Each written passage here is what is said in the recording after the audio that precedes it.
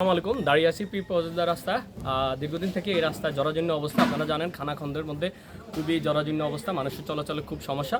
বিভিন্ন বহুবার টিভি চ্যানেলে এবং জাতীয় পত্রিকা এবং মানুষ সোশ্যাল মিডিয়া প্রতিবাদ করার পরে আজকে গতকালকে এবং পরশুদিন দেখলাম যে ইউনো তিনি নিজে পৌরসভার দায়িত্বে থাকার কারণে তিনি এই রাস্তাটা কিছুটা মেরামত করার চেষ্টা করেছেন ইট টিট দিয়ে। এখন সড়ক ও জনপথ বিভাগের লোক এসে যেই ছোট ছোট গর্তগুলো আছে ওগুলা পাথরের দিতেছে এবং ভিটামিন দিতেছে, বালুও দিতেছে।